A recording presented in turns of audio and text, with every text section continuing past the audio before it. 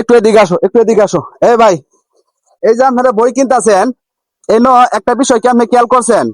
আমি দেখি, প্রায় দেখি আপনার এই যে মুড়িওয়ালা, ভ্যানওয়ালা, এই যে সবজিওয়ালা, একটা জিনিস এরা এই যে আরবি বইগুলো আছে না, এই ক্যামেরাটা একটু দিকে নাও। এটা কি? এটা কি বই? ইসলামিক বই না? এটা মাদ্রাসার বই। এগুলা কিন্তু আপনার আরবি লেখা আছে। আমরা একটা জিনিস জানি যে আরবি লেখার মধ্যে যে জবর নাই সেগুলো যদি পারাত পরে অসুবিধা নাই, আর যেটির জের জবর তাহে এগুলা পারলে আমার গুণা হয়। ঠিক আছে না কথাটা ভাই? ঠিক আছে নি কথাটা? তো এই যে ভাই কিন্তু এই যে বইগুলা কিনতে আছে, মাদ্রাসার বইগুলা যে কিনতে আছে, এগুলা কিন্তু সে মাপটা নিতে আছে। ঠিক আছে? মাফা করে সেও কিন্তু আরেক জায়গায় বিক্রি করবে।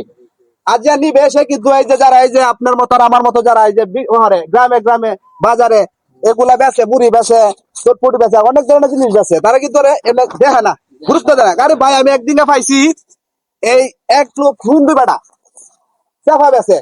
তখন আমি কইলাম যে ভাই তুমি যদি বেচাছ তুমি তো এটার মর্ম বুঝো না, তুমি আমার এটা দেও, আমি এটা কিনে নেব, আমি হানিত পালাইয়া দেন। সরে বেড়া দাম রাখছে না, অবশ্যই লোকটা ভালো আছে। তো ভাই আপনারাও আমি কই, এগুলো আরবি বই যদি দেয় তাহলে কিনবেন না, যে এইগুলো আমরা নিতাম না। কারণ আমরা দিবেন আমি লয়ে যাবো, এই যে আপনি মনে করুন 8টা 10টা করে বই মাত্র তুমি একসাথে হয়তো একটা বই তোলে ভরে দেবো গা, এটা আপনি দেখতেন না। দেখো ঠিক আছে না কথাটা? দেখতেন না, কিন্তু আপনি যে বেশ ভাই যেবার দিবেন হেবার তো দেখতো না, দেখতো না। ঠিক আছে না কথাটা? যদি আপনার সামনে পড়ে ভাই, তাইলে জিনিসটা সবসময় খেয়াল রাখবেন, এই বইগুলো বাতিল করে দিবেন, যার বই তার এই ফেরত দিয়ে দিবেন। ঠিক আছে? তো আপনারা ভিডিওটা যারা দেখতেছেন অবশ্যই এই বিষয়টা থেকে একটু বিরত থাকবেন।